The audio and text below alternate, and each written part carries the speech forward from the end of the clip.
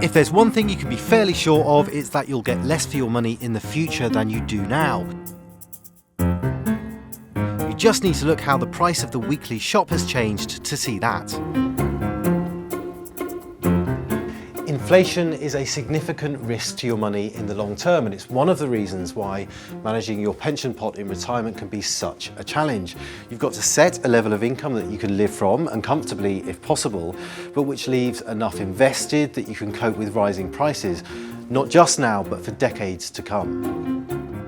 Fidelity's research shows that it's a difficult balancing act. The more you take from a pension, the less chance there is that it will last.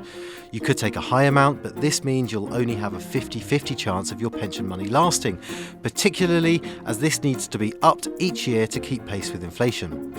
If you reduce the amount you take, your chances improve, and if you're willing to take even less, you'll get to the point where your money has a very good chance of lasting, even accounting for rising prices. But setting a sustainable level of income at the start of retirement is only part of the challenge. Because your pot will rise and fall with markets, income that looks sustainable now could become unaffordable very quickly. James Carter from Fidelity explained more. James, we've been looking at the trade-off between taking a higher level of income and the chance that your money will run out in retirement. But setting a sustainable income at the start of retirement, that's just the beginning, isn't it? Absolutely, that's right. It's really important to keep track of what's going on with your income. Having a target level at outset's a great place to start, but you need to keep track of the assumptions that you're making at that point. So you'll need to make assumptions about your living costs, about your investment returns, and how long you might live ultimately.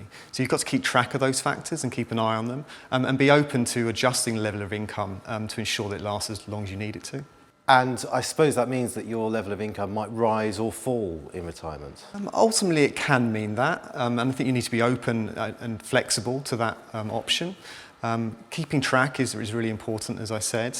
And if you are open to making a small adjustment to your income in the short term, that might mean that it's less likely you'd have to make a more drastic reduction in your income later on, or indeed even run out of funds altogether.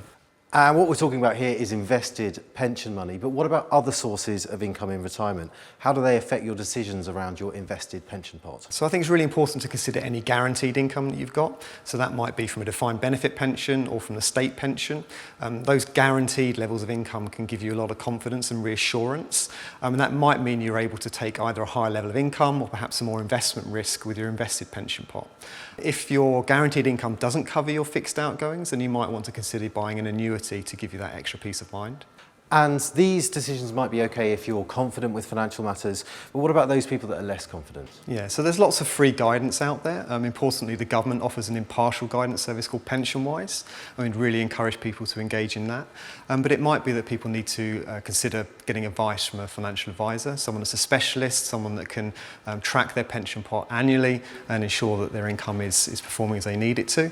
We'd really encourage people to get in touch with a financial advisor if they need to. It would be great if we could be certain about the future, but the reality is that we can only ever make broad assumptions about the future. However, if you're willing to stay flexible and to react to new information about market returns and about your own circumstances, you'll have a much better chance of making the most of your pension savings.